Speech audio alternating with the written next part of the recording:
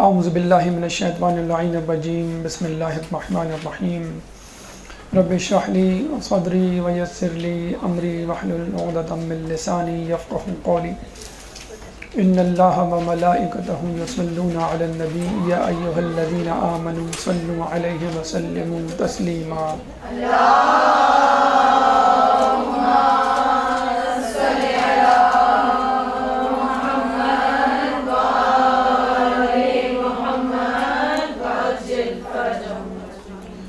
ماہ رجب ہمارے ساتھ اپنی سعادتوں کو لیے ہوئے جاری و ساری ہے، اور آپ نے دیکھ لیا ہوگا اب تک جو رجب کے ایام آپ نے گزارے، بہت ہی ڈائنامک، بہت ہی انرجیٹک مہینہ ہے۔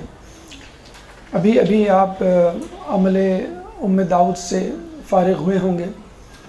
اس سے پہلے ولادت اور شہادت کی تواریخ، اور آئندہ بھی ولادت اور شہادت کی تواریخ جو ہے ہماری منتظر ہے۔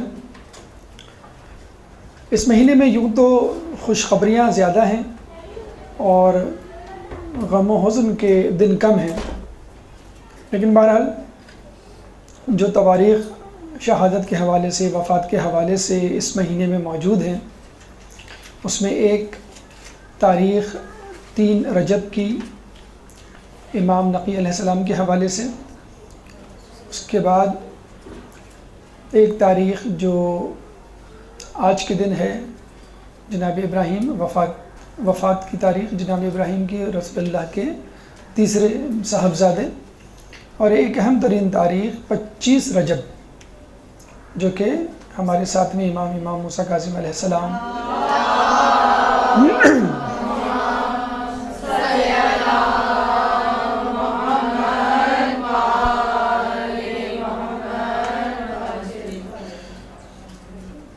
ہمارا موضوع 25 رجب کے حوالے سے سیرت امام موسیٰ کاظم کے اخلاقی پہلو۔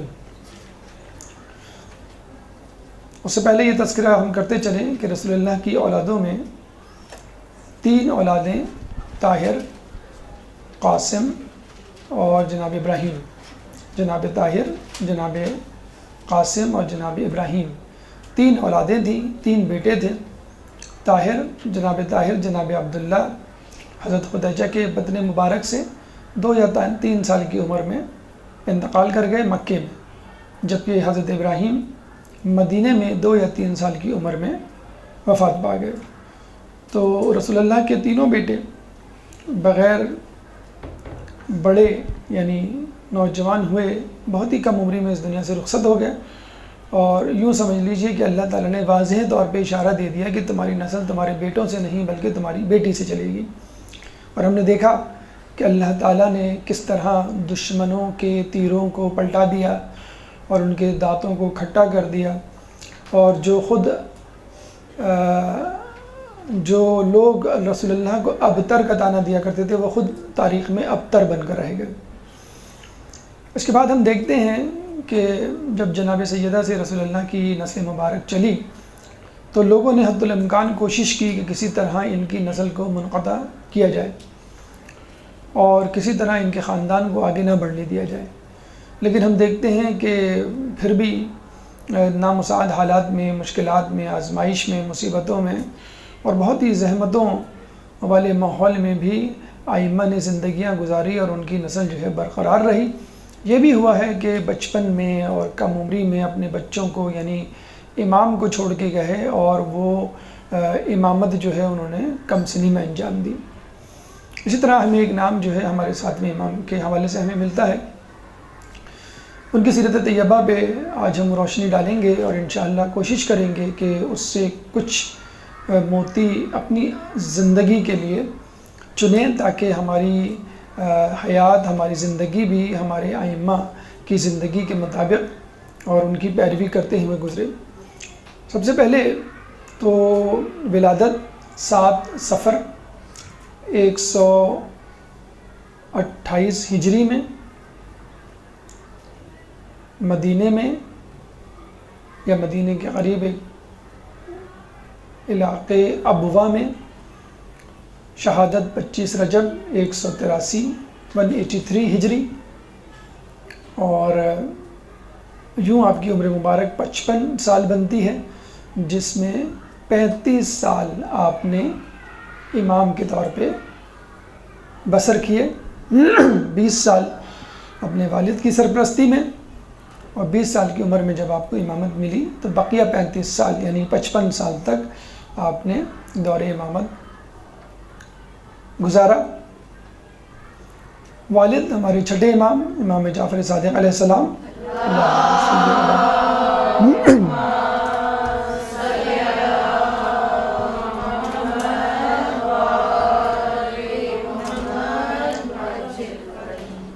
والدہ حمیدہ خاتون، اور ان کی جرأت مندی اور بہادری کا نمونہ آپ یوں دیکھ سکتے ہیں کہ جب آپ یعنی 7ویں امام حمیدہ خاتون اپنی والدہ کے بطن مبارک میں تھے اور 7واں مہینہ تھا حمل کا، تو اس کے باوجود چھٹے امام یعنی آپ کے والد آپ کو حج پہ لے کے گئے، اور واپسی میں مقام ابوا جو کہ مدینے اور مکے کے درمیان کا ایک علاقہ ہے، وہاں پہ آپ کی پیدائش ہوئی، ولادت ہوئی۔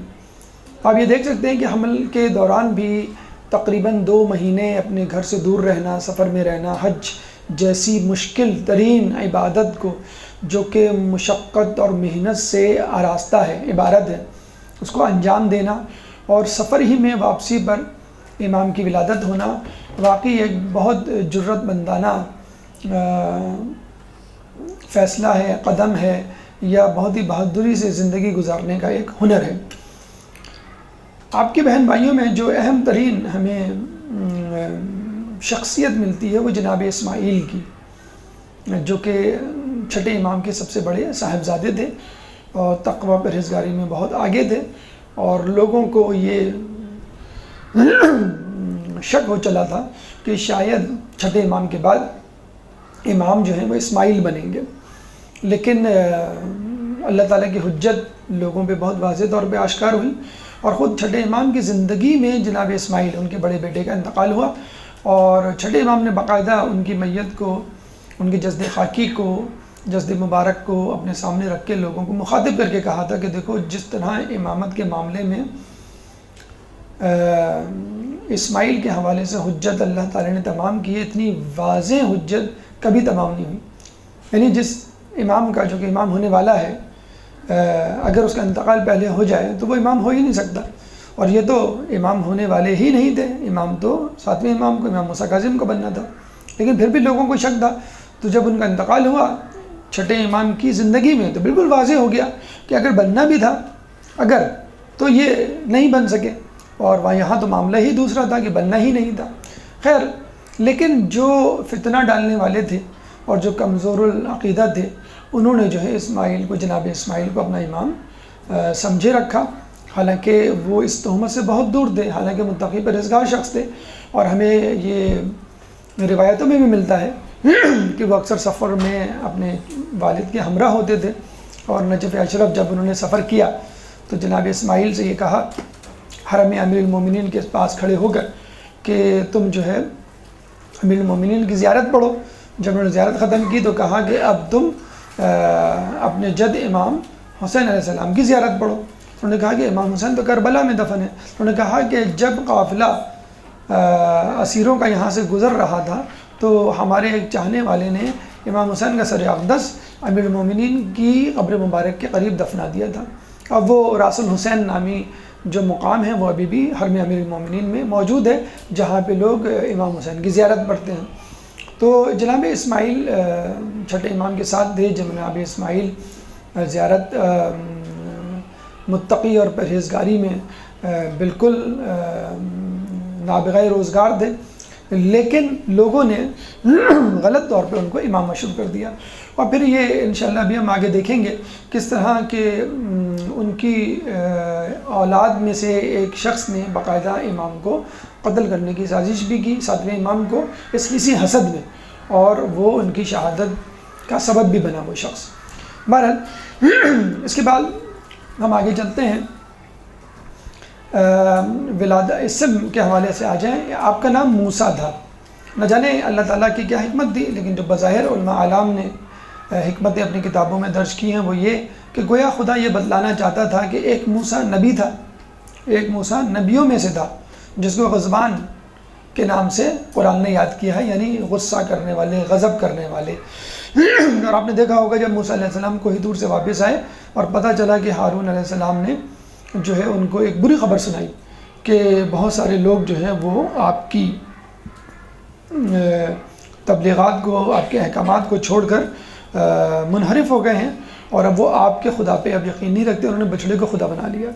تو انہوں نے جو ہے ہارون کو سینے پہ ہاتھ مار کے دھکا دیا اور غصے میں کہا کہ تم نے ایسا نہیں کیوں کرنے دیا؟ انہوں نے کہا کہ میں مجبور تھا، مجھے جو ہے مجھ میں اتنی طاقت نہیں تھی، نہ میرے پاس اتنے لوگ تھے۔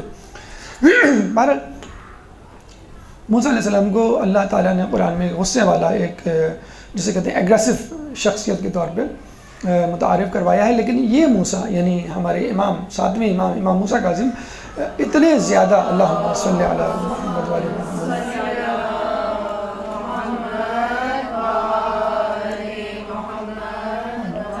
اتنے زیادہ غصے کو ضبط کرنے والے تھے کہ ان کے نام کے ساتھ کاظم پڑ گیا، یعنی آپ ان کے نام سے کاظم لفظ الگ نہیں کر سکتے۔ اگر آپ صرف موسیٰ کہیں گے تو کوئی نہیں سمجھے گا، اگر آپ کہیں گے موسیٰ کاظم فوراً سمجھ جائیں گے۔ تو کاظم کا لفظ جو ہے جیسے زین العابدین کا لفظ ہے، جیسے امام علی رضا کا لفظ ہے، تو یہ دونوں جب مرکب ملتے ہیں تو فوراً امام کی شخصیت جو ہے ذہن میں آ جاتی ہے۔ تو اتنے زیادہ غصے کو ضبط کرنے والے تھے کہ آپ کا نام جو ہے وہ امام موسیٰ کاظم یعنی لقب پڑ گیا۔ اور القاب میں ایک جو مشہور ترین لقب ہے کاظم کی طرح وہ ہے باب الحوائج۔ جیسے ہمارے یہاں باب الحوائج 3 ہیں، امام موسیٰ کاظم علیہ السلام ہیں، حضرت عباس ابو الفضل عباس ہیں اور جناب علی اصغر، یہ 3 باب الحوائج ہیں۔ اور ان کے باب الحوائج ہونے میں تو لوگوں نے بھی یعنی اغیار نے بھی اس بات کو تسلیم کیا۔ امام شافعی خود فرماتے ہیں کہ آپ کی قبر مبارک یعنی ساتویں امام موسیٰ کاظم علیہ السلام کی قبر مبارک بلا شبہ جو ہے وہ ایک مرکز ہے معجزات کا اور حاجات کی برآوری کا۔ تو آپ کی قبر مبارک پہ آج بھی لوگ وسیلہ تلاش کرتے ہیں اور آپ سے اپنی مرادیں مانگتے ہیں اور اپنی احتیاج بیان کرتے ہیں، اور اللہ تعالیٰ جو ہے آپ کے وسیلے سے لوگوں کی احتیاج کو پورا کرتا ہے۔ اس کے علاوہ عبد الصالح ایک لقب ہے، صابر ایک لقب ہے آپ کا، امین ایک لقب ہے۔ کنیت میں ابو الحسن اول، اگر ہم صرف ابو الحسن کہیں گے تو اس سے مراد امیر المومنین ہوں گے، اگر ہم کہیں گے ابو الحسن اول تو اس سے مراد امام موسیٰ کاظم ہوں گے، ابو الحسن دوئم امام علی رضا علیہ السلام ہوں گے، اور ابو الحسن ثالث اس سے مراد جو ہے وہ امام نقی علیہ السلام ہوں گے۔ تو 3 ابو الحسن یعنی 4 گزرے ہیں، ایک تو فقط ابو الحسن، پھر ابو الحسن اول، ابو الحسن دوئم، ابو الحسن ثالث یا ابو الحسن ثانی اور ابو الحسن ثالث۔ اس کے علاوہ ابو ابراہیم کیونکہ آپ کے صاحبزادے تھے، ابو اسماعیل اور ابو محمد، ابو علی، یہ ان کے اولادوں میں سے تھے، اس لیے ان کی کنیت بھی یہی ٹھہری۔ اب آئیے ہمارے دوسرے مرحلے کی طرف، یعنی بادشاہان وقت۔ ایک درود پڑھ دے محمد والے محمد۔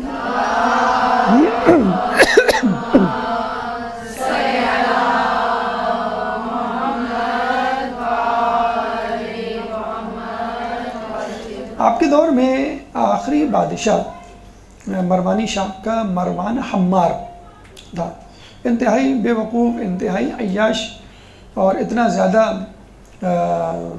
احمق کہ اس کے نام کے آگے حمار لگ گیا۔ حمار عربی میں گدھے کو کہتے ہیں، اور ہمارے یہاں اگر کسی کو بیوقوف کہنا ہو تو اس کو ہم کہتے ہیں گدھا، کہ تم جو ہے گدھے ہو۔ تو اتنا بیوقوف، اتنا احمق وہ بادشاہ تھا کہ اس کے نام کے آگے ہی حمار لگ گیا، مروان حمار۔ اس کے بعد مروانی شاہ کا خاتمہ ہوا اور بنو عباس کا پہلا بادشاہ صفح جو ہے وہ مسند خلافت پہ متمکن ہوا۔ انتہائی شقی القلب نام تھا، اس لیے اس کا نام ہی صفح پڑ گیا۔ تیسرا بادشاہ منصور الدوانقی، انتہائی ظالم، انتہائی شقی، اور یہی وہ ملعون شخص تھا جس نے ہمارے چھٹے امام کو، امام جعفر صادق علیہ السلام کو زہر دیا تھا۔ منصور الدوانقی کے بعد مہدی عباس کا نام آتا ہے۔ اچھا، ہم آپ کو بتاتے چلیں کہ جب لوگوں نے یہ دیکھا کہ ہمارے امام کے مقابلے میں خلفاء ہمارے خلیفہ یا خلیفۃ المسلمین یا حکمران جو ہیں بالکل تقابل کے قابل نہیں ہیں، یعنی کہاں مذہب اہل بیت کے ائمہ کی شخصیت اور ان کی طہارت اور ان کی علمیت اور ان کے معجزے اور کرامات، اور کہاں ہمارے فاسق و فاجر شخصیات۔ تو لوگوں کو مشوش کرنے کے لیے، تشکیک میں ڈالنے کے لیے، شک میں ڈالنے کے لیے انہوں نے کیا کیا، اپنی اولادوں کے نام مہدی، ہادی اس طرح کے رکھنے شروع کر دیے تاکہ لوگوں میں کنفیوژن پیدا ہو۔ اس طرح ہمارے یہاں روایتوں میں ہے کہ آخری جو امام ہوگا وہ دنیا کو عدل سے بھر دے گا، جیسے یہ ظلم سے بھری ہوئی تھی، وہ مہدی ہوگا۔ تو انہوں نے اپنی اولادوں کا نام مہدی اور ہادی اور اس قسم کے القابات منتخب کر کے رکھنے شروع کر دیے۔ مہدی عباس ایک بادشاہ ان کا گزرا، بنو عباس کا، 10 سال تک اس نے حکومت کی، انتہائی جابر شخصیت تھا، اور کہتے ہیں کہ اس نے ایک دفعہ جو ہے وہ امام موسیٰ کاظم علیہ السلام کو قتل کرنے کی سازش بھی کی تھی، لیکن جب اس نے ان کو قید میں ڈالا تو اسی رات امیر المومنین اس کے خواب میں آئے اور اس کو تنبیہ کی، ڈرایا دھمکایا، پھر کہیں جا کے اس نے فوراً دوسرے دن اٹھ کر مسلم بن محمد بن قحطبہ نامی شخص تھا، حمید بن قحطبہ نامی شخص تھا جو بہت ہی جابر ظالم تھا، اس کے ذریعے کہا کہ تم ان کو قتل نہ کرو۔ مجھے خواب میں امیر المومنین آئے اور انہوں نے مجھے بہت ڈانٹا، سرزنش کی۔ مہدی کے بعد جو بادشاہ بنا وہ تھا ہادی، لیکن ہادی جو ہے فقط 1 سال جو ہے وہ حکومت کر سکا۔ اس کے بعد جو بادشاہ بنا سب جانتے ہیں، ہارون رشید، کہ جس نے خود امام موسیٰ کاظم علیہ السلام کو زہر دیا۔ انتہائی ظالم، انتہائی چال باز، انتہائی سیاست باز بادشاہ تھا۔ ہارون رشید کے بارے میں کہا جاتا ہے اس نے نہ صرف 7ویں امام کو شہید کیا، قتل کیا، بلکہ نفس زکیہ کے بھائی عبداللہ کو زندہ دیوار میں چنوا دیا۔ اور اتنا ظالم بادشاہ تھا کہ جب خود قتل کرتے تھک جاتا تو اپنے دوستوں کو حکم دیا کرتا تھا، اور باقاعدہ ان کو کہا کرتا تھا کہ تمہاری دوستی اور محبت کا معیار کیا ہے مجھ سے۔ لوگ یہی کہا کرتے تھے کہ ہم جو ہے آپ کے لیے جان قربان کرنے کے لیے تیار ہیں۔ تو ہارون رشید کا ایک دوست تھا حمید بن قحطبہ۔ حمید بن قحطبہ کے بارے میں ملتا ہے کہ اس کا ایک دوست ایک دفعہ اس سے ملنے کے لیے آیا، تو وہ ماہ رمضان تھا اور دوپہر کا وقت تھا اور وہ کھانے پہ بیٹھا ہوا تھا۔ تو حمید بن قحطبہ، اچھا اس زمانے میں آپ جتنے ظالم ہوں، اہل بیت پہ جتنا ظلم کرتے ہوں، لیکن نماز روزے کے سب پابند ہوا کرتے تھے، کیونکہ اس زمانے میں نماز روزہ ایک فیشن تھا۔ مطلب فیشن کہتا ہے کہ جو یہ نہیں کرے گا وہ عام عوام سے کٹ جائے گا۔ آج کل تو الٹا معاملہ ہے، لیکن اس زمانے میں ایسا نہیں تھا۔ داڑھی رکھنا، حجاب کرنا، نماز پڑھنا، روزہ رکھنا، یہ سب اسٹریم لائن فیچرز کہلاتے تھے اپنے آپ کو اپ ٹو ڈیٹ رکھنے کے لیے۔ بلکہ یہ بھی ہوا کرتا تھا کہ جو غیر مسلم ہوتے تھے وہ بھی اپنی وضع قطع جو ہے مسلمانوں کی سی بنا لیا کرتے تھے۔ آج کل تو الٹا معاملہ ہے کہ مسلمان جو ہے اپنی وضع قطع جو ہے، اپنی شکل و صورت جو ہے وہ غیر مسلموں جیسی بناتے ہیں تاکہ آپ کو غیر مسلموں میں ایڈجسٹ کرنے میں آسانی ہو، لیکن اس زمانے میں ایسا نہیں تھا۔ اس زمانے میں تو اسلام عروج پہ تھا، خوشحالی جو ہے وہ بغداد اور عرب علاقوں کے جو ہے وہ قدم چوم رہی تھی، تو لوگ جو ہے اپنے آپ کو مسلمان ظاہر کرتے تھے، اور بہت سارے لوگ تو جان بوجھ کے مسلمان ہو جاتے تھے تاکہ ٹیکس یعنی جزیہ سے بچ سکے۔ تو اس زمانے میں ایک عام آدمی بھی بھرپور طور پہ اسلام پہ عمل کرتا ہوا نظر آتا تھا، اور وہ جتنا زیادہ عمل کرتا تھا اتنا زیادہ خلیفہ کے قریب ہوتا تھا، لیکن شرط یہ ہوتی تھی کہ آپ کو اہل بیت اور ان کے ماننے والوں سے نفرت کا اظہار کرنا ہے، بس یہ مسئلہ ہوتا تھا۔ اور بادشاہ کے لیے آپ جو چاہیں آپ کو قربانی دینی ہے۔ حمید بن قحطبہ جو ہے وہ ماہ رمضان میں دوپہر کا کھانا کھا رہا تھا۔ جب اس کا دوست پہنچا تو اس کے دوست نے کہا کہ اے حمید، تو ماہ رمضان میں کھانا کھا رہا ہے؟ تو اس نے کہا کہ اس شخص کا روزے رکھنے کا کوئی فائدہ نہیں کہ جس کو اپنے بخشنے کی کوئی امید نہ ہو۔ اس نے کہا تو نے ایسا کیا گناہ کیا کہ تیرے بخشنے کی کوئی امید نہیں اور تو نے نماز روزے بھی چھوڑ دیے؟ تو پھر اس نے جو ہے بتانا شروع کیا کہ ایک دفعہ میں سو رہا تھا اور مجھے جو ہے سوتے میں سے ہارون رشید نے بلوایا۔ اچھا اس زمانے میں اگر بادشاہ سوتے میں سے کسی کو بلوا لے تو بس سمجھ لیں کہ یا تو وہ خود قتل ہونے جا رہا ہے یا اسے کسی کو قتل کرنا ہے۔ یہ نہایت خطرناک کام کے لیے بلایا جاتا تھا سوتے میں۔ تو سوتے میں مجھے بلایا، جب میں پہنچا تو اس نے مجھ سے کہا کہ تم مجھ سے محبت کرتے ہو؟ کہ ہاں میں آپ سے محبت کرتا ہوں۔ اچھا اس زمانے میں یہ ہوتا تھا کہ بادشاہ سے کے قریب ہونے کے لیے انسان سب کچھ کر گزرتا تھا، اور کچھ لوگ تو مجبور ہوتے تھے، اگر نہیں مانیں گے تو بھی مارے جائیں گے، اگر بادشاہ کا حکم نہیں بھی مانیں گے تو بھی مارے جائیں گے، اور ویسے بھی لوگ تیار رہتے تھے قریب ہونے کے لیے۔ تو اس نے کہا کہ میں آپ کو جو ہوں مال و دولت سے زیادہ چاہتا ہوں۔ تو ہارون نے یہ کہہ کے اس کو بھیج دیا۔ کہتے ہیں تھوڑی دیر بعد پھر اپنے غلام کو بھیجا کہ اس کو بلا کے لاؤ۔ جب واپس آیا تو وہ پریشان ہو گیا کہ اب دوبارہ کیوں بلایا ہے؟ ہارون نے وہی سوال کیا۔ اب وہ سمجھ گیا کہ یہ چاہتا ہے کہ میں اس سے مزید محبت کا اظہار کروں، تو اس نے کہا کہ میں آپ کو اپنی اولاد سے بھی زیادہ چاہتا ہوں، یعنی اپنے گھر والوں سے، اہل و عیال سے بھی زیادہ چاہتا ہوں، یعنی اپنے گھر والے بھی قربان کرنے کے لیے تیار ہوں۔ تو ہارون رشید نے کہا اچھا ٹھیک ہے، جب ضرورت ہوگی میں تمہیں بلا لوں گا۔ چلا گیا یہ۔ کچھ دیر کے بعد پھر دوبارہ اس نے غلام کو بھیجا کہ دوبارہ بلا کے لاؤ۔ حمید بن عتبہ دوبارہ آیا اور ہارون نے دوبارہ پوچھا کہ تم مجھے کتنا چاہتے ہو؟ اب وہ سمجھ گیا کہ ہارون جو ہے میری آخری حدوں کو دیکھنا چاہتا ہے، تو اس نے ہارون سے کہا کہ میں آپ کو اپنے دین سے زیادہ چاہتا ہوں، یعنی اپنا دین بھی قربان کرنے کے لیے تیار ہوں۔ تو ہارون نے کہا کہ اچھا اگر ایسا ہے تو میرے غلام کے ساتھ چلے جاؤ اور جو یہ کہے اس پہ عمل کرو۔ غلام نے تلوار ہاتھ میں لی اور اس حمید بن عتبہ کو لے کے چلا۔ ایک گھر میں پہنچا تو وہاں گھر میں جو ہے وہ عجیب خستہ حالی تھی، بوسیدگی تھی۔ 3 کمرے موجود تھے، تینوں پہ قفل لگا ہوا تھا۔ غلام نے جو ہے پہلے کمرے کا قفل کھولا، دیکھا تو اس میں 20 سادات قید ہیں۔ غلام نے کہا کہ یہ لو تلوار، ان 20 کے 20 افراد کو قتل کر دو۔ پھر اس نے تلوار لے کے ایک ایک کو قتل کرنا شروع کیا اور قتل کر کر کے کنویں میں پھینکتا جاتا۔ تو اس زمانے میں یہی ہوا کرتا تھا۔ تو حمید بن عتبہ نے 20 کے 20 سادات کا سر قلم کیا اور تمام کے تمام لوگوں کو کنویں میں ڈال دیا۔ اس زمانے میں کنویں تقریباً ہر گھر میں ہوتے تھے پانی کے لیے، لیکن بعض اوقات وہ اس مقصد کے لیے بھی استعمال کیے جاتے تھے۔ اس کے بعد غلام نے دوسرا کمرہ کھولا اور اس میں بھی 20 سادات، اور کہا ان کو بھی قتل کر دو۔ اس نے تلوار لی اور 20 کے 20 افراد کو ایک ایک کر کے قتل کرنا شروع کیا، اور پھر اس کے بعد تمام لوگوں کو کنویں میں پھینک دیا، لاشوں کو۔ پھر غلام نے تیسرا قفل کھولا، اس میں بھی 20 سادات۔ اس نے پھر دوبارہ تلوار لے کے ان سب کا سر قلم کرنا شروع کیا۔ جب 19 کو قتل کر چکا تو 20واں شخص ایک بوڑھا ضعیف تھا۔ اس نے صرف یہ کہا کہ تم قیامت کے دن ہمارے جد رسول اللہ کو کیا منہ دکھاؤ گے؟ بس یہ کہنا تھا۔ وہ کانپنے لگا حمید بن عتبہ، لیکن اس نے کانپتے ہاتھوں سے اس بوڑھے ضعیف شخص کو بھی قتل کر دیا۔ اور اس کے بعد، اور وہ دن تھا اور آج کا دن، یعنی حمید بن عتبہ کہتا ہے کہ اس کے بعد سے مجھ میں بالکل جو ہے امید کی کرن ختم ہو گئی میرے اندر کہ میں بخشا جاؤں گا۔ تو وہ دن ہے اور آج کا دن ہے، نہ میں نماز پڑھتا ہوں، میں نہ روزہ رکھتا ہوں۔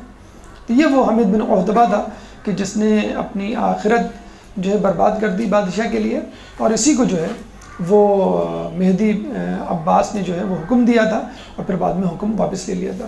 تو ہارون رشید انتہائی ظالم بادشاہ تھا، خود کئی لوگوں کا قاتل تھا۔ اس کے علاوہ زکیہ، نفس زکیہ کے بھائی عبداللہ کو زندہ زندان میں، دیوار میں، محل کی دیوار میں چنوا دیا تھا۔ اس کے علاوہ حمید بن عتبہ کے ذریعے 60 افراد کے قتل کا ذمہ دار۔ اس کے علاوہ انتہائی ظالم اور شقی امام مظلوم کی قبر مبارک پہ بیری کا درخت ہوا کرتا تھا، ایک سایہ دار درخت۔ ویسے بھی سایہ دار درخت جو ہے بہت اچھا سمجھا جاتا ہے، اسے کٹوانے والے کو، کاٹنے والے کو بہت برا بھلا کہا جاتا ہے کہ اگر یہ پھل نہیں دے رہا تو کم از کم سایہ دے رہا ہے، اپنے نیچے بیٹھنے والوں کو آرام اور سستانے کے لیے ایک جگہ فراہم کر رہا ہے۔ بیری کا درخت، حالانکہ بیری کے درخت کی باقاعدہ حدیث موجود ہے کہ بیری کا درخت کٹوانے والے پر اللہ کی لعنت، یعنی بیری کا درخت اتنا زیادہ رسول اللہ کو پسند تھا، اور باقاعدہ حدیث ہے کہ اس کو کاٹنے والے پہ، کٹوانے والے پہ اللہ کی لعنت۔ علم دوست تاریخ میں مشہور تو ہے، لیکن علم دوستی جو ہے فقط اپنے ذاتی مفاد کے لیے استعمال کیا کرتا تھا۔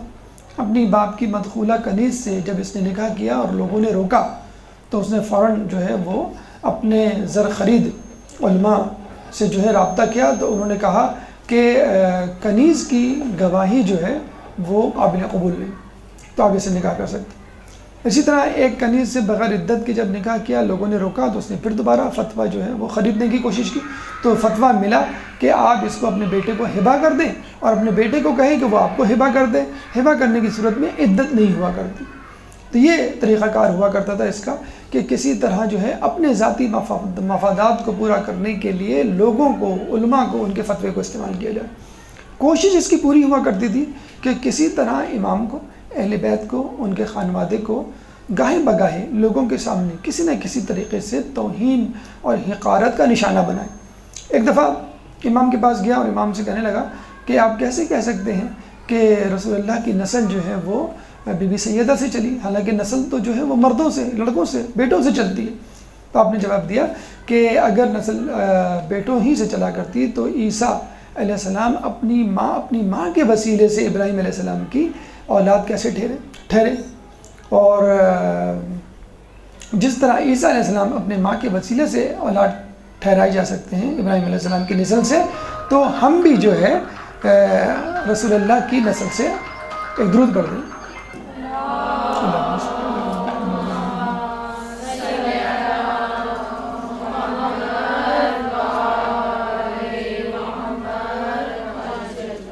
تو یہ وہ بادشاہ تھے جو آپ کے زمانے میں گزرے۔ ہارون رشید آپ کا قاتل تھا، منصور دمانقی آپ کے والد کا قاتل تھا۔ اب آئیے بچپن کے کچھ واقعات اور ان سے ہمیں کیا سبق ملتا ہے۔ چھٹے امام سے جب کسی نے سوال کیا کھیل کود کا اور بچپنے کا اور امامت کا، تو آپ نے جواب دیا کہ ہم کھیل کود کے لیے پیدا نہیں ہوئے۔ اور اتفاق سے کچھ ہی دنوں بعد لوگوں نے دیکھا کہ آپ کے صاحبزادے امام موسیٰ کاظم جو ہے، جو اس وقت 3 سال کے تھے، بکری کے بچے کو پکڑ کے لا رہے ہیں۔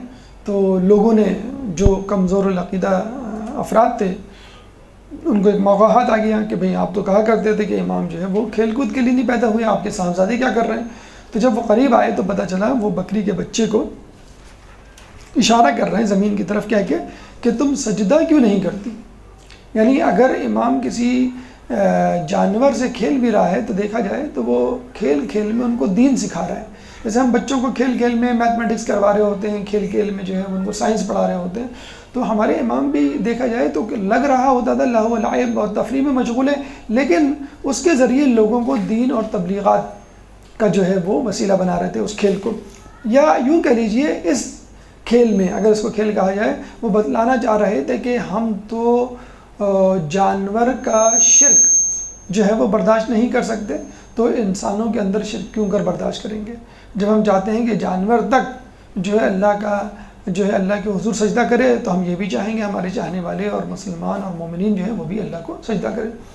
اور ہمارے یہاں امام کو پڑھانے کی ضرورت نہیں ہوتی، ہمارے یہاں امام کے لیے علم حادث نہیں ہوا کرتا کہ خاص عمر تک پہنچے گا تو اس کو علم ملے گا۔ جیسے ہمارے یہاں خود علماء اکرام ہوتے ہیں، وہ ایک خاص حوزے کا امتحان پاس کریں گے، خاص کتاب پڑھیں گے، خاص عمر میں وہ عالم بنیں گے۔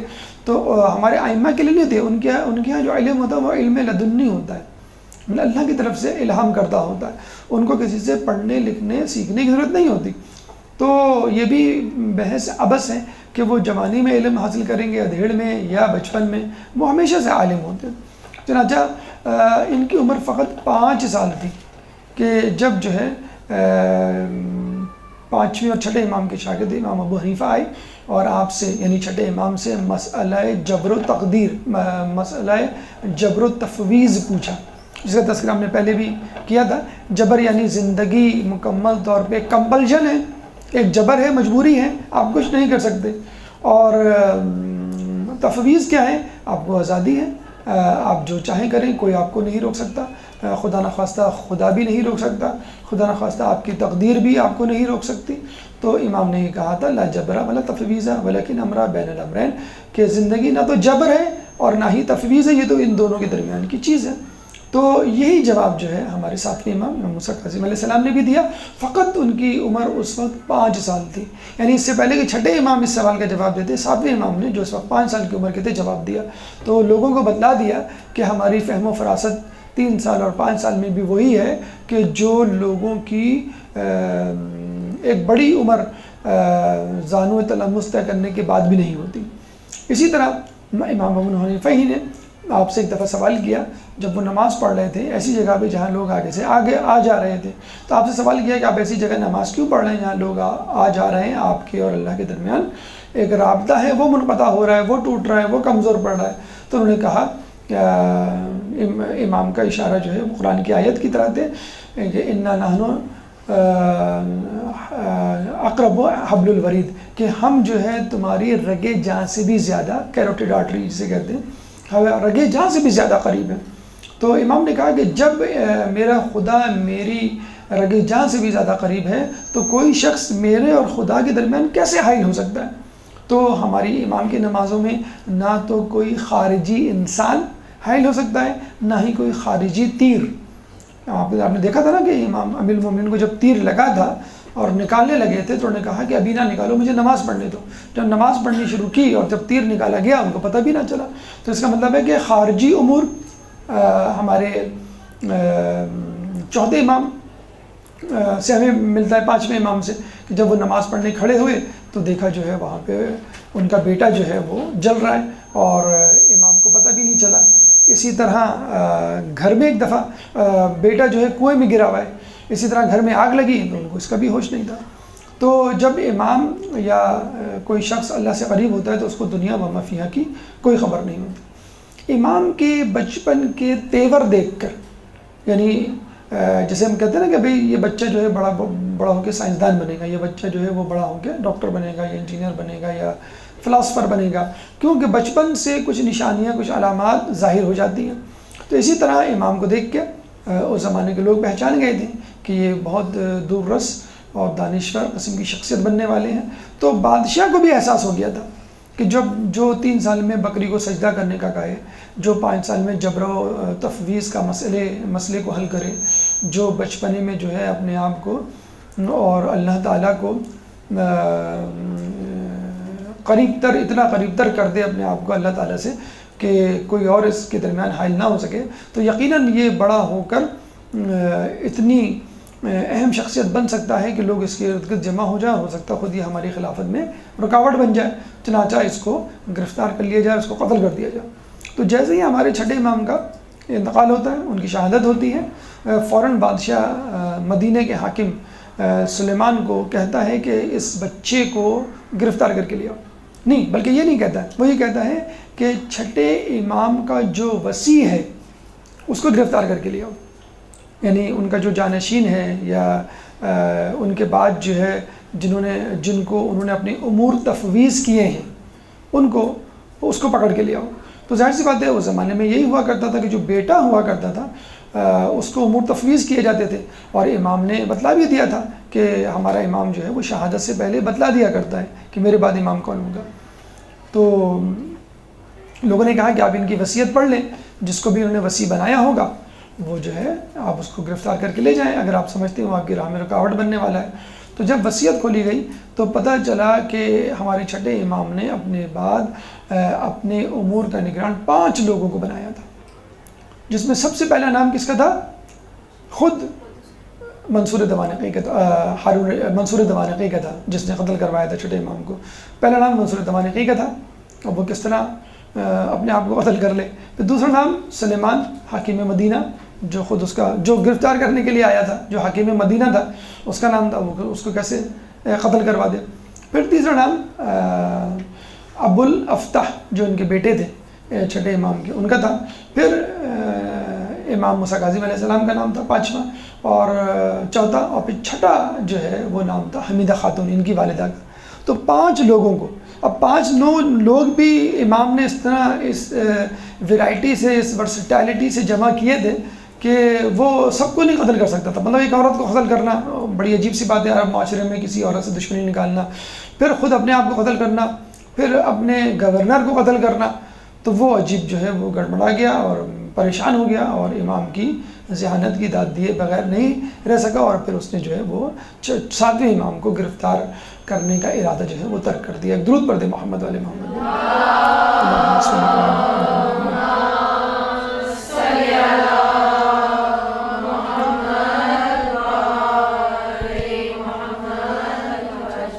ہر امام کے دور میں ان کی زندگی سے متعلق مختلف امور مد نظر رکھے گئے ہیں اور مخصوص حالات رہے ہیں، اور ہر امام ان مخصوص حالات کے پیش نظر اس پس منظر میں پہچانا گیا ہے۔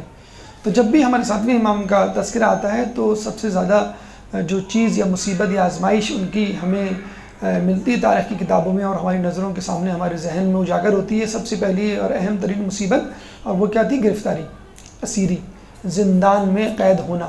14 سال زندان میں قید رہے اور بہت ہی بدتر جیل میں قید رہے، لیکن آپ یہ دیکھیے کہ 7ویں امام کی زندگی میں جب بھی ہم واقعات سناتے ہیں تو زیادہ تر واقعات زندان کے واقعات ہوتے ہیں۔ حالانکہ دیکھا جائے ہم میں سے کسی کو زندان میں ڈال دیا جائے تو ہم یہ کہیں گے بھائی ہمارا ٹائم ویسٹ ہو رہا ہے، اگر ہم کسی طرح یہاں سے نکل کھڑے ہوں تو پھر ہم لوگوں کے لیے کچھ کر سکتے ہیں، ہم جو ہے وہ لوگوں کی تبلیغات کر سکتے ہیں، ان کے دین کو ٹھیک کر سکتے ہیں، اپنا پیغام پہنچا سکتے ہیں۔ لیکن امام اپنے کام میں لگے رہتے تھے۔ ہمارے ائمہ کا کام کیا ہوتا تھا؟ اللہ کو راضی رکھنا، اس کی اطاعت کرنا اور عبادت کرنا۔ تو کچھ لوگ کہتے ہیں کہ 3 مرتبہ گرفتار کیا، کوئی کہتا ہے کہ 2 مرتبہ گرفتار کیا۔ بہرحال پہلی مرتبہ جو گرفتاری امام کی عمل میں آئی وہ اس طرح آئی کہ ہارون رشید جو ہے وہ مدینے میں تھا اور قبر رسول پہ تھا، قبر رسول پہ امام موسیٰ کاظم بھی موجود تھے۔ تو ہارون رشید نے اپنی رشتہ داری جتلانے کے لیے بلند آواز سے رسول اللہ کی قبر کی طرف دیکھ کر جو ہے وہ پکارنا چاہا، یا ابن العم، یعنی میرے چچا کے بیٹے۔ حضرت عباس کی نسل سے، جو حضرت عباس رسول اللہ کے چچا تھے، ان کی نسل سے بنو عباس تھی۔ نعرہ تو یہی لگایا تھا کہ ہم جو ہیں وہ ہم جو ہیں اہل بیت پر مظالم کا بدلہ لینے آئے، لیکن جب وہ آ گئے مسند خلافت بھی تو بھول گئے۔ تو رسول اللہ، ظاہر بات ہے کہ ابو طالب ان کے چچا، حضرت عباس ان کے چچا، تو وہ کزن ہوئے دیکھا جائے۔ جب اس نے یہ رشتہ داری جتلانی چاہی تو امام موسیٰ کاظم علیہ السلام نے فوراً کہا یا ابتا، یعنی اے میرے والد۔ تو وہ چچا تھے اور یہ والد، ان کے لیے والد تھے رسول اللہ امام کے لیے، اور ہارون کے لیے چچا تھے۔ تو ظاہر سی بات ہے کون سا رشتہ زیادہ قریب ہوگا؟ والد کا۔ تو وہ جو ہے چراغ پا ہو کے رہ گیا۔ جب وہ پہلے ہارون کو آیت مباہلہ کی تلاوت کر کے دلیل دے چکے تھے، پہلے تو انہوں نے کہا تھا کہ عیسیٰ علیہ السلام مریم علیہ السلام کی وساطت سے ذریت قرار پائے، ابراہیم علیہ السلام کی، ہم بی بی سیدہ کے وسیلے سے۔ پھر انہوں نے آیت مباہلہ کا ریفرنس دیا تھا، حوالہ دیا تھا، ابناءنا و ابناءکم، کہ تم اپنے بیٹوں کو لاؤ، ہم اپنے بیٹوں کو لائیں۔ تو ہمارے بیٹے کون ہیں؟ حسن حسین۔ تو اسی طرح جو ہے امام نے ابتا کا لفظ استعمال کیا کہ ہم ان کے بیٹے ہیں، وہ ہمارے باپ ہیں۔ تو سب کے سامنے جب امام نے اس طرح کہا وہ اپنی بزرگی، اپنی چالاکی، اپنی قربت کا اظہار کرنے پہ تلا ہوا تھا لوگوں کے سامنے، حج کا موقع تھا۔ جب امام نے یہ کہا تو بہت چراغ پا ہو گیا اور اس نے فوراً امام کو جو ہے وہ گرفتار کرنے کا حکم دیا۔ جب گرفتار کر کے لایا اور اس نے جو ہے زندان میں ڈالا تو ایک چال اور چلی کہ ان پہ میں ایک تہمت کا الزام بھی لگاؤں۔ تو ایک کنیز، خوبصورت کنیز کو جو ہے وہ زندان میں داخل کر دیا۔ کہتے ہیں کہ کنیز جو ہے وہ ان کو کوشش کرتی تھی کس طرح اپنی طرف مائل کرنے کی، لیکن وہ مسلسل اپنی عبادت میں مصروف رہتے تھے۔ اور جب صبح ہوئی اور جب ہارون رشید کے ساتھیوں نے جا کے دروازہ کھولا تو پتہ چلا کہ امام ایک کونے میں سجدے میں ہے، کنیز ایک کونے میں سجدے میں ہے، اور سبوح قدوس کی آواز آ رہی ہے۔ اللہم صلی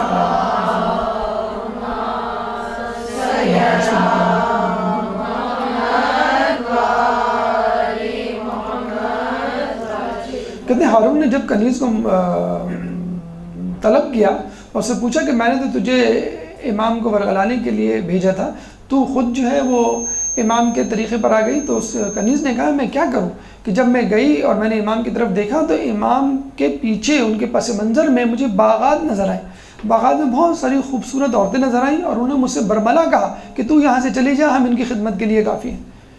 اور اتنی زیادہ عبادت امام کیا کرتے تھے کہ عبادت کے علاوہ ان کو کسی چیز سے سروکار ہی نہیں تھا، چنانچہ میرا دل بھی جو ہے خود بخود عبادت کی طرف مائل ہو گیا۔ کہتے ہیں کہ امام ہارون رشید نے دوبارہ اس کو زندان میں ڈلوا دیا کہ اگر اس کو میں باہر نکالوں گا تو یہ امام کی معجزات اور کرامات کی باتیں لوگوں کو بتائے گی اور یہ جو ہے امام اور زیادہ مشہور ہو جائیں گے۔ بہرحال تو جب ہارون نے یہ دیکھا، اچھا یہ بھی کہا جاتا ہے کہ اس نے خواب میں امیر المومنین یا رسول اللہ کو دیکھا اور جو ہے وہ گھبرا کر جو ہے امام کو چھوڑنے کا جو اس نے حکم دیا کہ ان کو چھوڑ دو، اور اگر ان کو ہم نے گرفتار کر لیا تو میرے اوپر ایک مصیبت آ جائے گی۔ بہرحال اچھا، کہتے ہیں کہ امام کو جب پہلی مرتبہ لے جائے جا رہے تھے اور لوگوں نے رونا دھونا مچایا تو امام نے صاف کہہ دیا تھا کہ میں اس وقت قتل نہیں کیا جاؤں گا، لیکن جب میں دوبارہ لے جایا جاؤں گا تو قتل کر دیا جاؤں گا۔ تو اچھا، یہ بھی کہتے ہیں کہ جس جیل میں قید کیا تھا اس میں بہت زیادہ تالے لگے ہوئے تھے، پہرے لگے ہوئے تھے، اور اس کے ساتھ ایک مسجد بھی تھی۔ تو لوگ جو ہیں وہ آپس میں باتیں کر رہے تھے، تو امام کا ایک چاہنے والا کھڑا ہوا تھا، تو جس نے گرفتار کیا تھا وہ کسی شخص سے عربی ادب پہ گفتگو کر رہا تھا۔ تو امام کے چاہنے والے نے کہا کہ وائے ہو تم پر، تم جو ہے عربی ادب پہ گفتگو کر رہے ہو، اس وقت تو تمہاری ضرورت ہے کہ تم امام کے موضوع پر گفتگو کرو گے جن کو تم نے قید میں ڈالا ہوا ہے۔ تو وہ بڑا غصے میں آئے، کہنے لگے تمہیں کیسے پتا؟ کہنے لگے بس مجھے معلوم ہے، اور دیکھو امام جو ہے وہ جب چاہیں قید سے چھٹ سکتے ہیں، ان کے لیے کوئی مسئلہ ہی نہیں ہے۔ تو اس نے کہا وہ کیسے؟ کہنے لگا وہ دیکھو۔ تو پتہ چلا کہ سامنے ایک شخص جو ہے وہ نماز پڑھ رہا ہے، بڑے بزرگ شخصیت، باروب شخصیت، اور جب یہ شخص جس نے قید کیا تھا وہ آگے جا کے دیکھنے لگا کون شخص ہے، تو وہ امام موسیٰ کاظم تھے۔ کہنے لگا آپ کیسے باہر آ گئے؟ کہنے لگا ہم بااجازت خداوندی باہر آ گئے، تو ہمیں کتنا ہی قید کر لو، اگر ہم چاہیں تو ہم قید سے باہر آ سکتے ہیں۔ پھر جب اس نے ہارون کو یہ سب کچھ بتایا تو اس نے کہا کہ ہمارا بھانڈا پھوٹ جائے گا، اور امام نے کہہ دیا تھا کہ ہم جو ہے اس دفعہ قتل نہیں کیے جائیں گے۔ تو کسی طرح امام کو جو ہے چھوڑا۔ دوسری مرتبہ کس طرح ان کو اسیر کیا گیا، جو ان کی شہادت پہ متنج ہوا، کہ جیسے میں نے آپ کو بتایا ان کے بھائی تھے اسماعیل، بڑے بھائی، تو وہ تو متقی پرہیزگار تھے، اور ان پہ جو ہے لوگوں نے امامت کا لیبل لگا کے ان کو امام ماننا شروع کر دیا تھا، حالانکہ انہوں نے نہیں کہا تھا کسی کو۔ جب ان کا انتقال ہو گیا تو ان کے بیٹے تھے محمد بن اسماعیل، یہ جو بیٹا تھا یہ منحرف تھا، یہ حسد کا شکار تھا، اور یہ امام موسیٰ کاظم کو پسند نہیں کرتا تھا۔ چنانچہ یہ کوشش میں لگا رہتا تھا کسی طرح آپ کو تکلیف پہنچائے۔ ہارون رشید نے اپنے وزیر سے کہلوایا کہ جاؤ جا کے معلوم کرو کہ امام موسیٰ کاظم علیہ السلام کے خاندان میں کون ایسا شخص ہے جس کو ہم خرید سکتے ہیں۔ تو جب تحقیق کی تو پتہ چلا کہ محمد بن اسماعیل، ان کے بڑے بھائی جو تھے اسماعیل، جن کو لوگ امام کہا کرتے تھے، جن کی امامت کے اسماعیلی اور بہری قائل ہیں، اور یہ 17ویں امام تک ایک ساتھ تھے۔ 17ویں امام تک ان کو ہم اسماعیلی کہا کرتے تھے۔ 17ویں امام کے بعد ان میں پھر دوبارہ تنازع شروع ہوا، وہاں سے اسماعیلی الگ ہو گئے اور بہری الگ ہو گئے۔ اسماعیلیوں کو آغا خانی بھی کہا جاتا ہے اور بہری الگ ہو گئے۔ بہرحال یہ امام جعفر علیہ السلام کے بڑے بیٹے اسماعیل کو امام ماننے والوں میں سے ہیں۔ بہرحال تو ان کا بھتیجا محمد بن اسماعیل وہ جو ہے دنیا پرست تھا اور امام کا دشمن بھی تھا۔ تو ہارون نے اپنے وزیر سے کہلوایا کہ کسی طرح اس کو میرے پاس بھیجو۔ تو وزیر نے جو ہے ہارون کے ان کو بلایا کہ تم میرے پاس آ جاؤ۔ تو محمد بن اسماعیل یہ بتلانے کے لیے کہ میں جو ہوں وہ کسی برے کام، بری نیت سے نہیں جا رہا ہوں، میں تو بس بلانے پہ جا رہا ہوں۔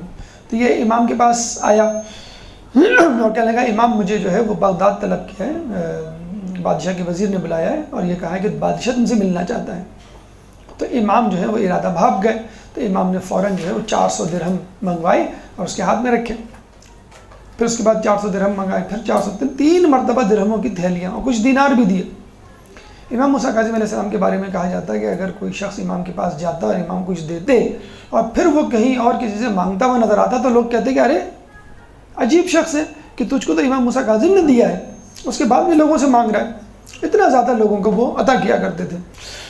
تو یہ جب گیا امام نے اس کو 3 مرتبہ تھیلیاں دی۔ تو اس نے جو ہے وہ امام سے کہا کہ مجھے جو ہے وہ بادشاہ نے طلب کیا ہے، آپ مجھے کوئی نصیحت کریں گے؟ تو امام نے کہا کہ دیکھ، اپنے ہاتھوں کو ہمارے خون سے رنگین نہ کرنا اور ہمارے بچوں کو یتیم نہ کرنا۔ تو اس نے کہا نہیں آپ یہ کیسی بات کر رہے ہیں، میں ایسا جو ہوں کبھی بھی نہیں کر سکتا۔ تو اس نے کہا، امام نے پھر دوبارہ یہی جملہ دہرایا کہ اپنے ہاتھوں کو ہمارے خون سے رنگین نہ کرنا۔ جب وہ چلا گیا تو لوگوں نے پوچھا کہ آپ جب سمجھتے ہیں کہ آپ کا قاتل ہے یا ہوگا تو آپ نے اس کو کیوں نوازا؟ انہوں نے کہا کہ یہ قطع رحمی کرنے پہ تو تلا ہوا تھا، ہم صلح رحمی پہ تلے ہوئے تھے تاکہ ہم لوگوں کو بتا سکیں اور اس پہ حجت تمام کر سکیں۔ دوسرا یہ کہ یہی جو ہے وہ میرا قاتل بنے گا اور میرے اپنے ہاتھوں کو میرے خون سے جو ہے وہ رنگین کرے گا۔ خیر یہ چلا گیا باجی ہارون رشید کے پاس، تو اس نے کہا کہ بھئی سناؤ حال احوال کیا ہیں؟ ابھی اپنے نمبر بڑھانے کے لیے بادشاہ سے تحفے تحائف لینے کے لیے، پیسہ درم و دینار لینے کے لیے فوراً کیا جملہ کہتا ہے کہ مجھے سمجھ میں نہیں آتا کہ اس سلطنت میں 2 خلیفہ کیسے؟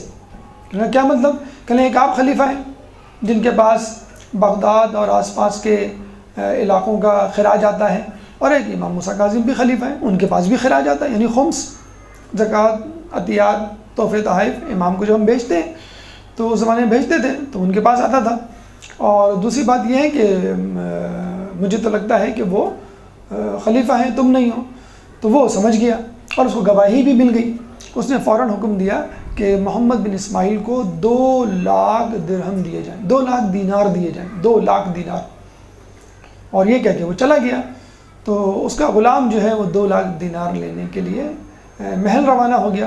تو کہتے ہیں کہ اس کو پیٹ میں مموڑ اٹھا، یہ بیت الخلاء گیا، وہاں پہ اس کو اتنی زبردست پیچش ہوئی کہ ساری تڑیاں، انٹسٹائن، آنتیں باہر آ گئی۔ اور جب بادشاہ کا غلام 2 لاکھ دینار لے کر آیا تو یہ بستر مرگ پہ پڑا ہوا تھا، اور جب اس کو تھیلیاں پکڑوا رہا تھا تو یہ محمد بن اسماعیل کہہ رہا تھا کہ اب کیا فائدہ، اب تو میں آخری سانسیں لے رہا ہوں، اور یہ کہتے ہوئے وہ مر گیا۔ یعنی اس کو 2 لاکھ دینار کام نہیں آئے، اور اس کا جو ہے وہ وقت آخر بھی جو ہے وہ کفر کی حالت، یعنی امام سے بغاوت کی صورت میں ہوا۔ جب ہارون نے یہ سن لیا اور لوگوں سے گواہی بھی طلب کر لی کہ دیکھو میرے خلاف بغاوت ہو رہی ہے، تب اس نے جو ہے امام موسیٰ کاظم کو طلب کیا، ان کو قید خانے میں ڈال دیا۔ اچھا، شخصیت یہ اتنی باروب تھی، اتنی متقی پرہیزگار شخصیت تھی کہ اس کو ہمت نہیں ہوتی تھی خود کچھ کرنے کی۔ تو اس نے کیا کیا کہ بصرے میں اپنے چچا زاد عیسیٰ ابن جعفر کو کہا کہ ان کو تم اپنے قید خانے میں ڈال لو۔ وہ بہت عیاش لہو لعب کا دل دادہ انسان تھا۔ روزانہ رقص و سرور کی محفلیں ہوتی تھیں، موسیقی بجائی جاتی تھی روزانہ۔ امام کہتے تھے کہ وہ دن میرے لیے بہت ہی برے گزرے کہ جو میں نے وہاں گزارے، اور رقص و سرور کی موسیقی کی آوازیں میرے کانوں میں ٹکراتی تھی۔ اچھا، یہ خود یہ خفل ڈالتا تھا، وہاں بیٹھا رہتا تھا، دیکھتا رہتا تھا امام کو، لیکن کچھ دنوں کے بعد جو ہے اس کا رویہ تبدیل ہو گیا۔ کہنے لگے کہ یہ شخص ہر وقت عبادت کرتا رہتا ہے، فجر کے بعد سے جو سجدے میں جاتا ہے تو ظہر کی نماز کے وقت اٹھاتا ہے، پھر ظہر کی نماز کے بعد جو سجدے میں جاتا ہے تو مغربین میں۔ اچھا، کسی نے نعوذ باللہ یہ بھی کہا کہ یہ فجر کے بعد جو سجدے میں جاتے ہیں تو سو جاتے ہیں، تو اگر یہ سو جاتے تو ظہر سے پہلے وضو کرتے، وضو بھی نہیں کرتے، تو اس کا مطلب ہے کہ وضو نہیں ٹوٹا، سوئے بھی نہیں۔ تو اچھا، پھر وہ قریب جا کے سنتا بھی تھا کہ یہ سجدے میں کیا پڑھ رہے ہیں، دعائیں کیا پڑھ رہے ہیں۔ تو اس نے کہا 1 سال گزر گیا، میں نے آج تک ہارون کے خلاف کوئی بد دعا نہیں سنی، اپنے دشمنوں کے خلاف۔ تو جب ہارون نے اپنے چچا زاد عیسیٰ ابن جعفر کو کہا کہ تم اس کو قتل کیوں نہیں کرتے جو میں نے کہا تم کو، کہنے لگا میں کیسے قتل کر دوں، میں نے آج تک اس کی زبان سے آپ کے خلاف، اپنے خلاف، اپنے دشمنوں کے خلاف کوئی بد دعا ہی نہیں سنی، فقط اور فقط اللہ کی حمد و ثنا کرتا رہتا ہے یہ شخص، اور میں اس کو کبھی بھی قتل نہیں کروں گا چاہے تو مجھے قتل کر دے، میں قتل ہونے کے لیے تیار ہوں۔ یعنی اس کا چچا زاد کہہ رہا ہے۔ اب ہارون جو ہے وہ بڑا سٹ پٹایا کہ اب میں کیا کروں، اب میں کس کو کہوں، یہ میرا جو ہے قریبی رشتہ دار تھا۔ اب اس نے جو ہے ایک اور شخص کا انتخاب کیا، فضل بن ربیع، جو بغداد میں ہوا کرتا تھا، اس کی زندان میں ڈالا، اور فضل بن ربیع سے جو ہے وہ لیتا رہا اپڈیٹس۔ لیکن فضل بن ربیع بھی کچھ مہینوں کے بعد، کچھ دنوں کے بعد تبدیل ہو گیا، کہنے لگا نہیں، انتہائی پاک باز، انتہائی جو ہے وہ آپ عبادت گزار شخص ہے، اس کو قتل کرنا تو فضول ہے، اور یہ کسی طرح بھی آپ کی حکومت کے خلاف نہیں ہے۔ ہارون کو جو ڈر تھا وہ کیا ڈر تھا کہ میری حکومت کے خلاف کوئی فوج تیار کر رہے ہیں، کہ نہیں تمہاری حکومت کے خلاف تو ہو نہیں سکتا، یہ تو ہر وقت عبادت میں مشغول رہتا ہے۔ اب ہارون پھر پریشان، اب میں کس کو دوں؟ تو ایک شخص تھا۔ اچھا، اس دوران جو ہے ہارون نے کہتے ہیں کہ 50 کسی سے مشورہ کیا، مجھے کوئی ایسے وہ دلا دو افراد کہ جن کا دین ایمان سے کوئی تعلق نہ ہو۔ جیسے میں نے آپ کو بتایا اس زمانے میں اسلام سے وابستگی، تعلق جوڑنا بہت اچھا سمجھا جاتا تھا، بادشاہ کے قریب بھی ہوتے تھے اور آپ جو ہے وہ درم و دینار بھی آپ کو ملتے تھے، لیکن وہ ظاہری طور پہ نماز روزہ کرنے والے، اہل بیت سے نفرت کرنا ضروری تھا۔ تو کسی نے کہا کہ میرے پاس 50 جنگجو، سپاہی، جاہل اور دیہاتی قسم کے لوگ ہیں جن کو کچھ نہیں پتا، کھانا پینا بس ان کو کھانا، جس جانور ہے جانور کھانا پینا دے دو، بس گھوڑا ہے گدھا ہے تو کافی ہے تمہارے لیے۔ تو ہارون نے بلایا ان 50 تو دیکھا بالکل حبشی اور سیاہ فام اور جاہل اور اجڑ گنوار قسم کے، جن کو دین دنیا کا کچھ بھی نہیں پتا تھا۔ تو ہارون نے 2-3 دن تک ان کو خوب کھانا پینا دیا، اور 2-3 دن بعد پوچھتا کہ بھئی تمہارا خدا کون؟ کہیں گے ہمیں نہیں معلوم، کہیں گے تمہارا رسول کون؟ ہمیں نہیں معلوم، کہیں گے یہ تو بہت اچھے لوگ ہیں، اگر میں نے ان کو بھیج دیا قتل کرنے کے لیے تو لوگ ان کو پاگل ہی کہیں گے زیادہ سے زیادہ، ان کا کوئی درم و دینار ہی وہی نہیں ہے، دین درہم۔ تو اس نے جو ہے فوراً بھیجا زندان کی طرف، جاؤ ان 50 افراد کو کہو کہ یہ امام کو قتل کرنے کے لیے ٹوٹ پڑے تلواروں کے ساتھ۔ اب یہ 50 افراد جب زندان میں گئے، اب انتظار کر رہے ہیں کبھی سجدے سے سر اٹھائیں، کب سجدے سے سر اٹھائیں تو ان کا سر قلم کریں یا خدا نخواستہ، تو وہ سجدے میں بڑے دیر بعد سر اٹھایا تو پھر دعا مانگنا شروع۔ تو وہ پریشانی، یہ کیا کر رہی ہے؟ اپنا ڈیفینس، ابھی جنگجو آدمی بھی کسی سے لڑتا ہے تو وہ یہ دیکھتا نہیں میں سامنے والے کو مارنے جا رہا ہوں تو اپنا ڈیفینس تو کرے، وہ اپنا ڈیفینس نہیں، اپنی عبادت میں مشغول۔ تو وہ 50 کے 50 سجدے میں گر گئے۔ اللہم صلی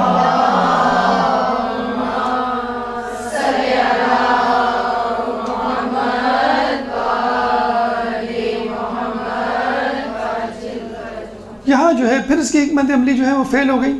پھر بڑی مشکل سے اس کو ایک شخص ملا، قدار بن سلف، عبد الرحمن ابن ملجم جیسے لوگ آپ کو ملے جاتے ہیں کہیں نہ کہیں۔ تو سندی بن ہاشک شخص تھا، بہت ہی ظالم سفاک، اسی طرح کا قدار بن سلف ابن ملجم جیسا، یزید جیسا، حرملہ یا شمر جیسا۔ تو اس کو کہا پھر کہ تم جو ہے امام کو قتل کرو۔ پھر کہیں جا کر اس نے امام کو 20 کھجوریں لیں اور ان میں جو ہے سوئی کے ذریعے یا دھاگے کے ذریعے جو ہے وہ زہر منتقل کیا، اور کہتے ہیں کہ خود ہارون رشید نے زہر منتقل کیا، اس میں سے کچھ کھجوریں کھائیں، رطب تازہ کھجوریں، اور باقی جو امام کو بھیج دیں، اور یہ کہلوا کے بھیجی کہ کہنا کہ ہارون نے خود اس میں سے کھایا ہے۔ اور یہ تو آپ سن بھی چکے ہیں، بعض ائمہ کو جو انگور بھی دیا گیا، کچھ انگور کے خوشے کھا لیے، باقی دے دیے، جس میں سوئی کے ذریعے سے زہر منتقل کیا گیا تھا۔ تو امام نے جو ہے وہ کہا کہ آپ کو سب کھانی پڑیں گی، امام نے کھائیں، اور جب امام نے کھا لی تو پتہ چلا کہ زہر کا کوئی اثر ہی نہیں ہے۔ اچھا، ابھی فوراً کھا کے ختم کی تھی انہوں نے، تو اس نے جو ہے سندی بن ہاشک نے اور اس کے وزیر نے فوراً 50 افراد کو بلایا، 80 افراد کو، کہ دیکھو بھئی یہ صحیح سالم ہیں کہ نہیں ہیں؟ انہوں نے کہا ہاں بھائی بالکل صحیح سالم ہے، ان کو کچھ ہوا تو نہیں ہے، زہر تو نہیں دیا؟ کہ نہیں دیا گیا۔ تو آپ گواہی دیں گے لوگوں کے سامنے، اگر جو ہے وہ ان کا انتقال ہو جاتا ہے تو یہ ہماری طرف سے تو قتل تو نہیں ہے؟ انہوں نے نہیں، ہمیں تو کچھ بھی نظر نہیں آ رہا۔ تو یہ کہہ کے جب جانے لگے تو امام نے کہا کہ دیکھو میرے لیے یہ والی گواہی مت دینا، مجھے واقعی زہر دیا گیا ہے، اور کچھ دنوں کے بعد میرا جو ہے وہ انتقال ہو جائے گا، میرا رنگ جو ہے ابھی ایسا ہے، ابھی جو ہے وہ سبز پڑ جائے گا، میری ہتھیلی جو ہے وہ سبز ہو جائیں گی، تم دیکھنا۔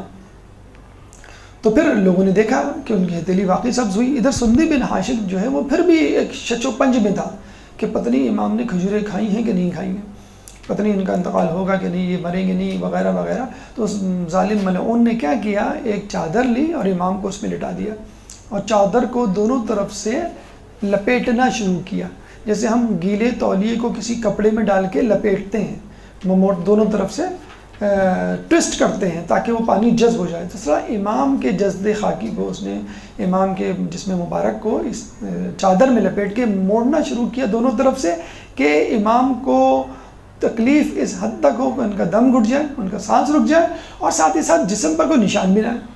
جب اس نے کیا تو امام کی شہادت ہو گئی، اور پھر جو ہے اس نے جا کے عمالوں کو کہا کہ تم جو ہے ان کو بغداد کی سڑک پہ جا کے چھوڑاؤ، اور اس نے جو ہے بغداد کی سڑک پہ جا کے 3 دن تک کہتے ہیں کہ امام کا جنازہ وہاں پڑا رہا، اور اس کے بعد میں اعجاز خداوندی 8ویں امام آئے اور انہوں نے جو ہے وہ تجہیز و تکفین کی۔ کہتے ہیں کہ اور لوگ غسل دے رہے تھے، اور ان کا صحابی بتاتا ہے کہ ان کے غسل کا پانی امام کے جسم مبارک کو چھو نہیں رہا تھا، اور امام علی رضا جو پانی ڈال رہے تھے وہ ان کو جسم کو چھو رہا تھا۔ جو کفن وہ پہنا رہے تھے وہ کفن ان کے جسم کو نہیں لگتا، لیکن امام علی رضا جو کفن پہنا رہے تھے وہ ان کے جسم کو لگتا تھا. تو یوں اس طرح انہوں نے غسل بھی دیا اور کفن بھی دیا، اور قبر میں بھی امام علی رضا علیہ السلام نے اتارا. ایک درود پڑھ دے محمد والے محمد. اللہم صلی اللہ.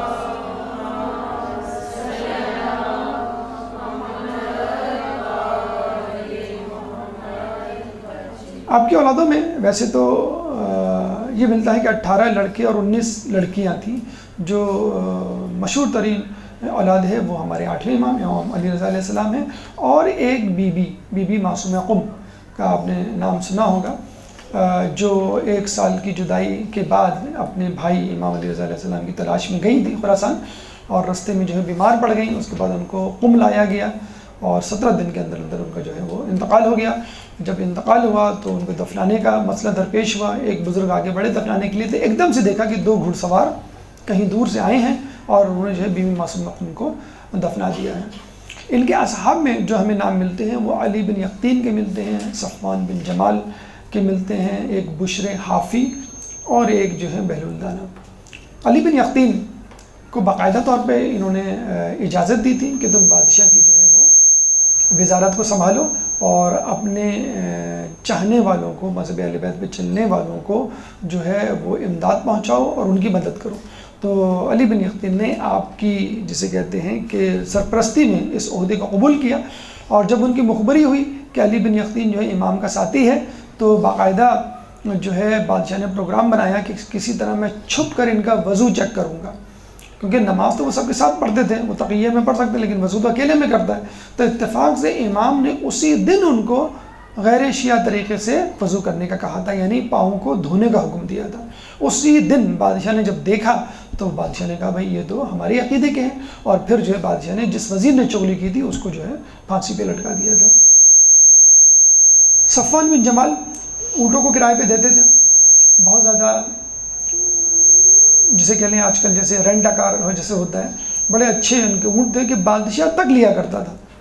تو جب امام نے کو پتہ چلا تو امام نے اسے کہا کہ تم کیا بادشاہ کے وہ دوست احباب میں سے؟ اس نے کہا نہیں. کہنے کا کیا تم یہ خواہش نہیں رکھتے کہ بادشاہ جب سفر پہ جائے گا تمہاری اونٹ پہ بیٹھ کے تو واپسی میں تم دعا نہیں کرتے کہ وہ صحیح سلامت آئے تاکہ تمہاری اونٹ بھی صحیح سلامت ہو اور تمہیں اس کا کرایہ ملے؟ کہنے کا ہاں. کہنے اس طرح تو تم بادشاہ کی صحت و سلامتی کے لیے دعا گو ہوتے ہو. تو انہوں نے نظریں جھکا کر کہا کہ ہاں لگتا تو ایسے ہی ہے. تو امام نے کہا کہ اس طرح تو تم بادشاہ کے خیر خواہ ہوئے. تو جب یہ سنا تو صفوان بن جمال نے جو ہے وہ بادشاہ کو منع تو نہیں کر سکتا تھا، اس نے کیا کیا اپنے سارے اونٹ جو ہیں وہ بیچ دیے. ہارون رشید کو جب پتہ چلا تو غصے میں آ کے اس نے کہا کہ میں چاہتا تھا تمہیں قتل کر سکتا تھا، لیکن چونکہ تمہارا میرے ساتھ معاملہ بہت اچھا رہا ہے اس لیے میں تمہیں چھوڑ دیتا ہوں. صفوان بن جمال امام کے اتنے زیادہ قریب تھے کہ ایک دفعہ علی بن یقطین سے ملنے گئے، اور علی بن یقطین جو ہے مصروف تھے کسی کام میں. علی بن یقطین جو ہے جب امام موسیٰ کاظم علیہ السلام کے پاس ملنے کے لیے آئے تو آپ نے ملنے سے انکار کر دیا کہ تم نے صفوان بن جمال سے ملنے سے انکار کر دیا تھا. تو وہ بڑے حیران پریشان ہوئے، کہنے لگے ہاں میں مصروف تھا. کہنے لگے جب تک وہ تم سے راضی نہیں ہوگا ہم تم سے راضی نہیں ہوں گے، خدا بھی تم سے راضی نہیں ہوگا. تو کہتے ہیں اسی وقت جو ہے وہ عراق آئے، صفوان بن جمال سے جو ہے معافی مانگی، بلکہ یہاں تک کہا کہ تم اپنے مٹی زدہ پیر جو ہے ہمارے گال پہ رکھو تاکہ جسے کہتے ہیں نا فنگر پرنٹ، ایک فٹ پرنٹ بن جائے اور میں امام کو جا کے یہ خاک یہ دھول دکھا سکوں. تو پہلے تو انہوں نے جسے کہتے ہیں کہ منع کیا، انہوں نے پھر مجبور کیا گیا تو انہوں نے جو ہے ایسا کیا اور پھر امام کو جا کے بتلایا، پھر امام راضی ہوئے. تو آپ نے دیکھا کہ ایک وزیر ہے، منسٹر ہے بادشاہ کے دربار میں، جیسے آج کل کا M N A M P ہے، اور ایک اونٹ بیچنے والا ہے عام بزنس مین. تو امام کو اس کی رضامندی کا کتنا خیال. تو ہمیں بھی جو ہے وہ کسی کے اسٹیٹس سے اور کسی کی ویلتھ سے، کسی کے جاہ و جلال سے مرعوب نہیں ہونا چاہیے. اگر مرعوب ہونا ہے تو لوگوں کے تقویٰ پرہیزگاری سے ہو. اس طرح بشر حافی کے بارے میں ملتا ہے. دیکھیں جب انسان کا دل پلٹنا ہو تو کیسے پلٹ جاتا ہے کہ جب اس کی کنیز جو ہے کوڑا ڈالنے آئی باہر تو امام نے اس سے پوچھا، جب دروازہ کھلا تو میوزک کی آواز آئی تو امام نے پوچھا کہ تیرا آقا جو ہے وہ آزاد ہے کہ غلام ہے؟ اس نے کہا غلام کیوں ہوا، وہ تو آزاد ہے. تو امام نے کہا واقعی وہ آزاد لگتا ہے تمام چیزوں سے، مطلب اللہ تعالیٰ کی اس سے بھی غلامی سے بھی آزاد ہے گویا. تو وہ جب گئی اپنے آقا کو بتلانے کے لیے، وہ سمجھ گیا کہ یہ امام ہوں گے یا کوئی بہت بزرگ شخصیت ہے اور یہ بہت گہرا جملہ ہے. کہتے ہیں کہ وہ ننگے پیر جو ہے وہ امام کے پاس دوڑے اور امام سے جو ہے وہ معافی مانگی اور اللہ سے توبہ کی. پھر عمر بھر جو ہے وہ ننگے پیر رہے، اس لیے ان کا نام جو ہے وہ بشر حافی پڑ گیا. ایک صحابی جو ہے وہ بہلول دانہ ہمیں ملتے ہیں کہ جو 2 افراد کے ساتھ امام سے ملنے کے لیے زندان میں. تو امام کا بظاہر رابطہ تو منقطع ہو گیا تھا، لیکن کسی نہ کسی طرح وہ ہدایت تو دے رہے تھے. تو کہتے ہیں کہ انہوں نے ایک ٹھیکری پہ جو ہے اپنا ایک پرچی پہ جو ہے لکھ کے بھیجا اپنا مسئلہ کہ ہم 3 کیا کریں. تو جب وہ پرچہ وہاں گیا، امام کے پاس کچھ لکھنے کے لیے تو تھا نہیں، تو امام نے جو ایک مٹی کی ٹھیکری لی، اس میں ناخن سے یوں جیم کر کے لکھ دیا. جب یہ ٹھیکری باہر گئی مٹی کی، وہ